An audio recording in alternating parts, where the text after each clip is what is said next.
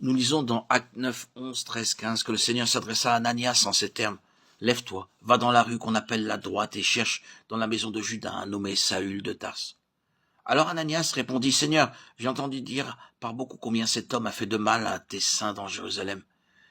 Et il a ici, de la part des principaux sacrificateurs, le pouvoir de lier tous ceux qui invoquent ton nom. » Mais le Seigneur lui dit, « Va, cet homme est pour moi un instrument de choix. » C'est pourquoi nous devons lui obéir sans chercher à comprendre, sans émettre de doute, sans contestation ou discussion. Il faut que nous recevions la révélation du dessein de Dieu pour sa maison, car notre sagesse n'est que sottise à ses yeux. Nous pouvons construire des bâtiments solides, organiser des campagnes, et pourtant ne pas entrer dans le plan et le dessein de Dieu. À la lecture du psaume 132 au verset 7, il semble que David ait reçu la révélation du dessein de Dieu dans sa maison. Lorsque nous prosternerons devant lui avec humilité et contrition, une révélation nous sera accordée. Dieu désire des cœurs humbles et contrits, qui l'adoreront en esprit et en vérité. Ceux qui auront appris à le révérer de cette manière lui seront fidèles jour après jour. Ils seront disposés à prendre part à l'édification de sa maison. Beaucoup désirent seulement recevoir le culte qu'ils rendent au Seigneur ne consiste qu'en parole et ne vient pas du cœur. La véritable adoration, par contre, nous apprend à donner à Dieu. Au verset 8, David déclare qu'il désire donner à l'Éternel du repos, de la satisfaction et lui faire plaisir. Nous avons besoin de chercher Dieu même dans les plus petites choses de la vie, de manière à connaître et à faire sa volonté en toutes circonstances. Une telle vie n'est possible que lorsque nous donnons la prépondérance à notre Seigneur Jésus-Christ, afin qu'il soit notre roi. C'est alors que nous apprendrons par expérience et notre obéissance donnera à Dieu son repos. Un jour, David décida de se joindre aux Philistins sans avoir cherché la volonté de Dieu. Il fut éconduit, et lorsqu'il s'en revint, il apprit que les Amalécites venaient de brûler la cité de Tsiklag, emmenant en captivité ses femmes, ses enfants et tout le peuple qui s'y trouvait. C'est seulement lorsqu'ils se furent repentis, lui et ses hommes, qu'ils purent retrouver tout ce qu'ils avaient perdu. 1 Samuel 30.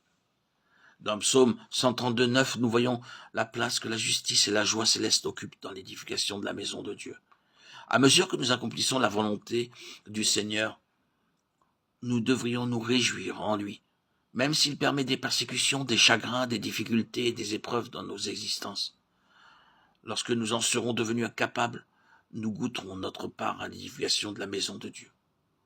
Les versets 9 à 12 nous montrent qu'il est nécessaire, lorsque nous nous confions en Dieu, de revendiquer ses promesses et de nous souvenir de sa fidèle alliance.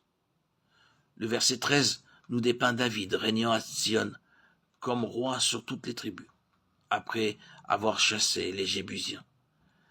C'est là qu'il écrivit le psaume 48, versets 1, 4 et 9. Il appelle Sion la cité du grand roi, au verset 3, sa montagne sainte, au verset 2, et la cité de notre Dieu, au verset 9. C'est à ce moment-là que David a commencé d'avoir une révélation claire de la maison de Dieu, ainsi que nous pouvons en juger par les qualificatifs qu'il utilise. Abraham également avait une vision de la cité aux solides fondations, dont Dieu est l'architecte et le constructeur. Hébreux 11.10. C'est la raison pour laquelle il fut capable de quitter parents et amis, propriétés et possessions, et de suivre Dieu en vivant sous la tente le restant de ses jours. La royauté du Seigneur Jésus-Christ dans nos cœurs nous rendra capables de n'accorder nulle part aucune place à l'ennemi. En les acceptant, nous ne pouvons qu'attrister le Seigneur. Méfions-nous donc des Jébusiens, dont parle le Seigneur, 2 Samuel 5, 1 à 10. Car le dessein de Dieu était de faire chasser les Jébusiens. Et c'est pourquoi il accorda la victoire à David et à ses hommes. C'est seulement lorsque celui-ci régna sur toutes les tribus d'Israël et devint le vrai roi de Sion que Dieu lui manifesta sa volonté à ce propos. Si nous nous replaçons à notre époque, les Jébusiens représentent tous ceux qui ne sont pas nés de nouveau et n'ont de ce fait aucune part dans la maison de Dieu. Ces personnes n'ont pas fait l'expérience de la nouvelle naissance et ont été élus pour occuper des charges et être membres de comités du fait de leur influence, qu'elles exercent par leur fortune, leur situation ou d'autres qualifications est en cours dans ce monde. D'autres encore exercent les fonctions de pasteur, de diacre et d'évêque.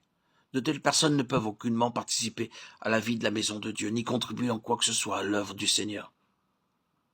Ils ne peuvent diriger ni veiller sur le troupeau de Dieu, comme de vrais pasteurs et bergers. Et tels les Jébusiens, il faut les tenir à l'écart. La présence même de quelques-uns d'entre eux entrave l'œuvre de Dieu.